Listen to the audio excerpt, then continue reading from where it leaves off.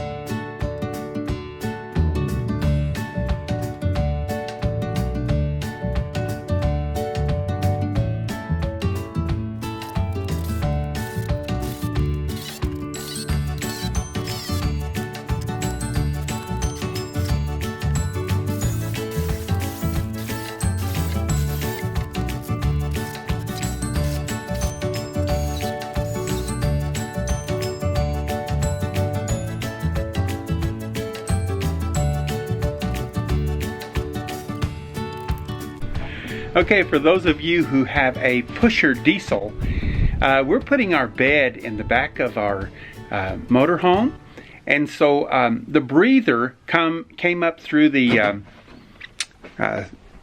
back, and it was very big. So what I did is I cut it down. Actually, I cut it down, and I gained about 6 inches over where it was. So you can see it still comes in a long way, but it's only out about 11 inches. So when I put a headboard in here, I'll build a cabinet for a headboard in here, and so it'll be hidden inside that cabinet, and it won't be in the way. We'll still be able to lift up the bed, the mattress, and store things underneath it. So anyway, that's what I did. It was a lot of work. I just spot welded it about every inch, and then I put Sikaflex over all the joints to make sure it was airtight. And so I think it's going to work just fine. I didn't restrict any flow.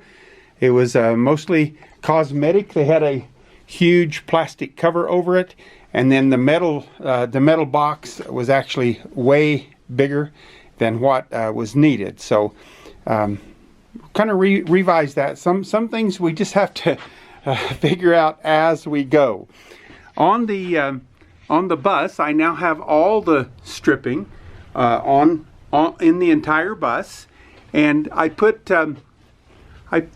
blocks underneath the stripping on the top, and what that does is it allows me to put 2 inches of foam insulation in the ceiling, and then we'll have about 3 inches in the walls if I choose to blow that much in there. So it's with the insulation that's already in the ceiling, I think we're going to have no problem heating and cooling this unit, and we will not have any heat radiating through the walls or the ceiling. So or cold. So that's kind of a good thing.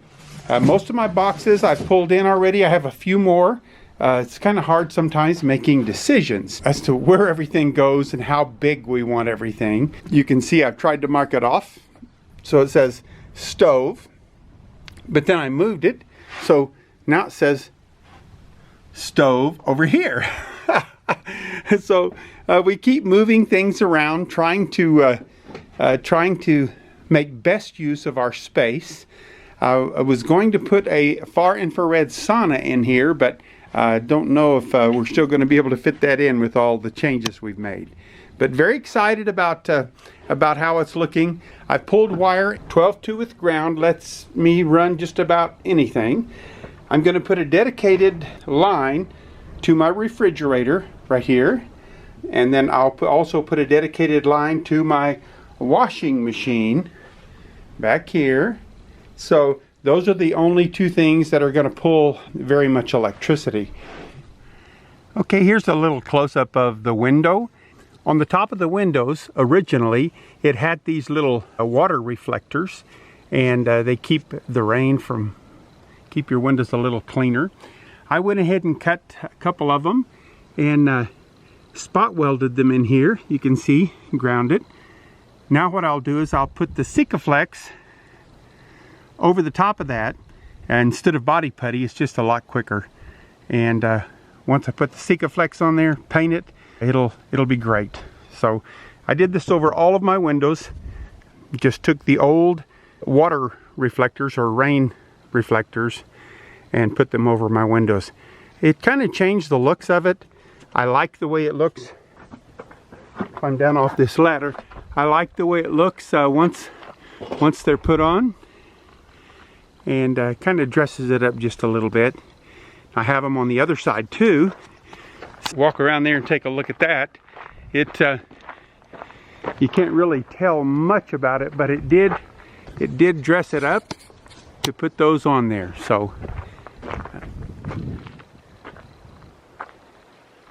So I'm almost ready to paint. I have painted the top with a white enamel oil-based paint. I'm sanding it right now to prep it so that I can put the insulated RV roof coating over the top of that. I just put that on there to give me a good base. I've already ordered all my solar panels. They should be in any time. and then we'll start installation of our solar panels on the roof. I've also ordered from Taiwan, actually, I ordered my inverter and all the equipment that I need for that. My generator will be right here, you can see, and also my storage for my propane. They will both fit under where the air conditioner used to be. Now on my paint, I actually just went to Tractor Supply and I bought implement paint. This implement paint is really amazing stuff, and what we have there, that's the white, that's what I painted the roof with, and what I have here is I have the light gray that I'm going to put on the bus. I'm probably going to lighten it up a little bit. I think it's maybe a little darker than what I want, but I do want it grayed down a little bit instead of just the straight gloss white for the rest of my bus. Also, I use a catalyst, a hardener, and what this does is, boy, it makes your paint hard and it makes it very, very glossy. So I like using it for something like this. I am going to roll the paint on the bus. I'm not going to spray it. We have a lot of wind here, and I'm just going to roll the whole thing.